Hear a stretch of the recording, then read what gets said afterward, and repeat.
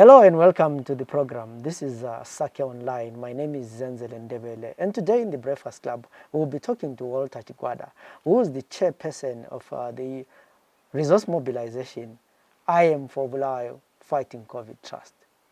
We will be talking about what has been done so far in terms of mobilizing resources, and we know that this weekend, the past weekend, we had the official opening of Ekusile Hospital, and we want to find the progress that has been made, the challenges, if there are any, and also the way forward. Welcome to the program. Thank you, Zenzele, and thank you very much for having me here. My first question to you is that maybe briefly give us an update, or say after the launch, what has happened so far? As you're aware, we launched this initiative recently. I think it was on Friday last week, which was Good Friday.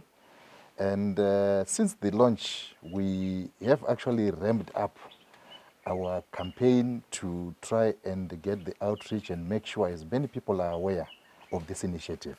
We couldn't do that without the launch. So the launch helped us to give us a platform to be able to refine our outreach strategy. And some of the things that we have done are ready to say, how do we attend to the different stakeholders that we have, the donors and the funders that we want to approach. And we've been very humbled by the response that we've received so far. We've had a number of concerned or like-minded or like-hearted Bulawayo community coming in to donate to this trust, both in kind and in cash. We, however, are appealing for more because, you know, this response is huge. We have actually itemized to say what do we want to prioritize in terms of the responses that we have. So our major thrust has been to try and look for protective clothing for the health workers. Because they are in the forefront for this, and we really want to appreciate the health community, the medical doctors, because they assisted us in refining the needs that are required for this whole response to take place. So we've focused on PPE mostly, and I would like to say that we've had some very good response from the corporates, individuals coming in, and to give. The next area that we also, so it was PPE and oxygen. We've had companies, one of the companies that came to set up an oxygen tank at Ekusile on the very day that we were launching. I think that was a huge milestone in terms of equipping the hospital. The next thing that we've been looking at, which we are going all out now to appeal to the donors, is on the bedding. This is a new institution, and we are appealing to those who can sponsor us to provide beds. So we've got this campaign which we'll be calling A Bed for Life. So if you are able to buy the bed, so we will be going out, all out, particularly to those in the diaspora and the donors. And when we go now to the next level, we will be looking at things like ventilators and consumables. But at the moment, we are looking at equipping that hospital to be able to come to a position where they can take in their first patient if we do have one in Bulawayo. So in terms of the response that I was saying, we did get some, I think the entire spectrum of people now wanting to come and donate. We've had companies coming to donate foodstuffs because of the social impact of this pandemic on the Bulawayo community. We've had companies donating in cash to try and also assist for us to be able to take off. So there is a lot happening on the fundraising side, but our major direction is that we've set up a budget that we want to be able to fund through this initiative. So you've mentioned very important issues there. Let me start with the last one in terms of your budget. How much are you looking at raising to get this place functional? It's still being refined because the things are changing on a daily basis. But I think the figure that we're looking at is 1.5 million, yes, roughly about 1.4, 1.5. But it's a figure that is not stuck on stone because we are not so sure, Zenzele, how this response is going to be. But our approach, if you look at the presentation that was done by Dr. Jojo last week when we made the launch, that this pandemic, there is the low side where we may really come in flattening the curve, and we are looking at perhaps worst case scenario needing about 50 people being attended to. So in the low case, then the worst case scenario was where we will be looking at 600 beds, and that's where we've pitched it. 600 beds for Ekuseni. So when we get to that, so it's an incremental approach that we are looking at. Let's set up what we can be able to do now. But in the long run, I think in the top of my head, we'll be looking at perhaps close to 1.5 to 2 million on this initiative. Yeah. This is quite a big task. Yeah. And with the response, do you think we can easily get there? Early days, we are humbled, like I said, by the response. And we've started going out to various, we've approached in a structured way, as it were. We have what we call the donor community, both in the diaspora and here. And there is a structured outreach to those in the diaspora. We have a structured outreach to the corporates that are here in Zimbabwe. And we are also appealing to the individuals. So there are various approach levels that we are going through. And we believe that we can be able to get somewhere to be able to try and achieve the task that is ahead of us. But and like I indicated, Zenzele, this budget is still being refined. It's work in progress, but we will be able to communicate at the right time the actual amount that we will be looking at. A general person will be saying, so when do we likely to have our first patients at Ekuseni? What will be your response to that? Ekuseni, it's at the moment, it's still, we now have the oxygen, we now have the bedding, there is the recruitment of the people, or the doctors and nurses who are supposed to be going in there. And that process still needs to go ahead. There is a need also to be able to capacitate the health workers with the right equipment. That's still not in place at the moment. There is also the need to capacitate the hospital with medication. And that's all coming in at one time. So it may be very difficult, but we to give a time now. But we are working around the clock to make sure that it can be done within the shortest possible time. I know you are mostly on the resource mobilization, yes, but working with other people. Yeah. We have seen that in the last few days, our cases have increased to 10 in less than a week. And people seem not to still heed the call for social distancing. In some areas, you still find people crowded and all these kind of things. What do you think is the main cause? I think of course, we've got the social impact that I was talking to you about. We have, this is a region where there's been drought. This is a region where the economically has been sort of, I would want to use it has not been in the limelight. We have had a number of companies closing in this region.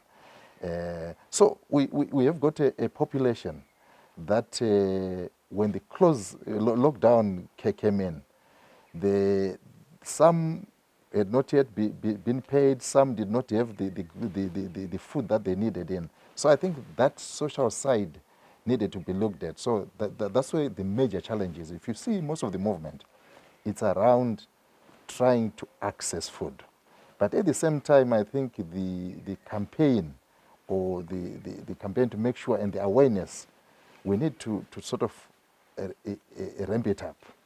Because if you see at some of the places where the social distancing, or physical distancing, as others would like to call it, is being violated, it's around where people are trying to get food, where people are trying to either just go to work. So I think there are certain companies that are still open, which are not really essential services. So we might need to streamline that to say, as we move forward, companies that are not in the essential services, suppose this is extended, companies that are, we need to really say which are the companies that are really in the essential services. But again, I think we need to look more at how we can be able to educate our people, because without that education, we can have a time bomb waiting for us. It's also worrying, like you've already indicated, that the figures that we are seeing, this region is almost like over 50% of the national number of 18. We are on 10. And this 10 has happened within a very few days. And I'm hoping that it will be a wake-up call for all of us to stay at home and as much as possible, because we don't know who's affected. We don't know who's got the disease.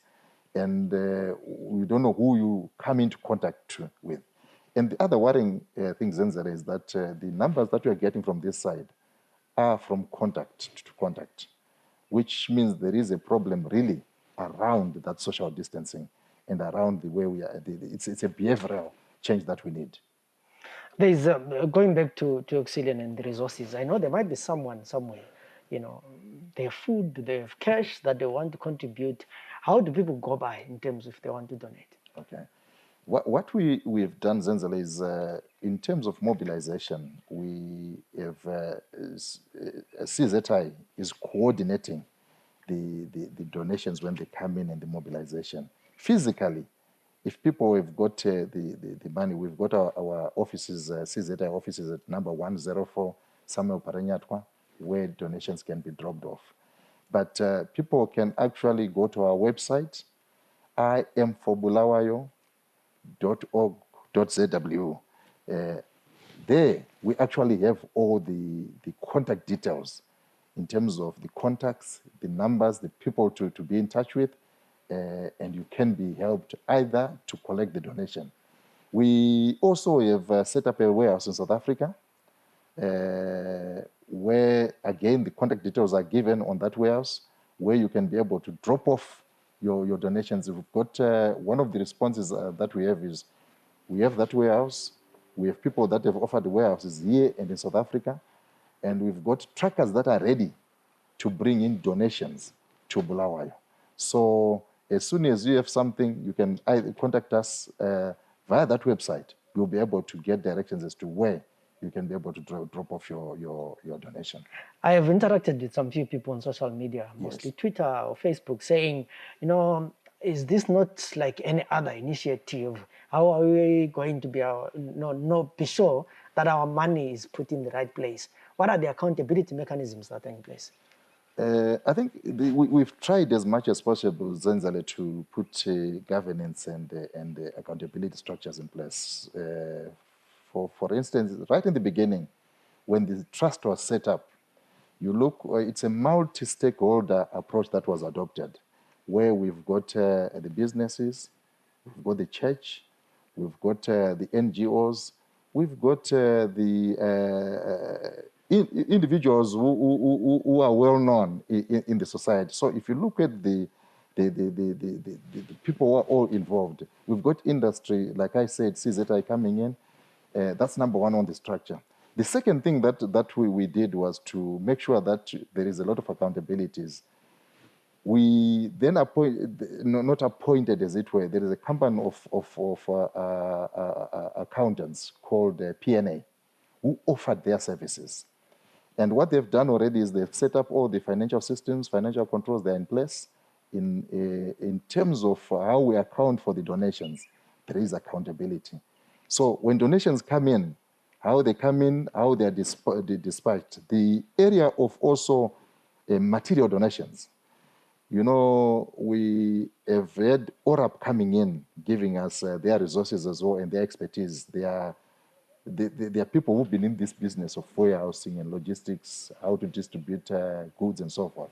So they've helped us again to set up controls in that area, where we've got a procurement controls that have been set up.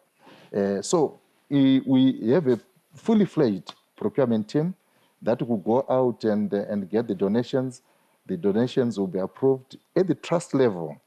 The trust also has got committees. I actually chair the Finance and Audit Committee, just to ensure that we have accountability right through when things come through.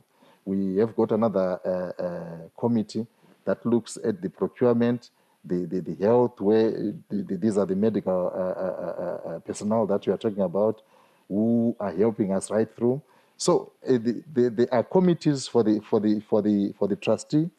There is accountability on the actual financial controls.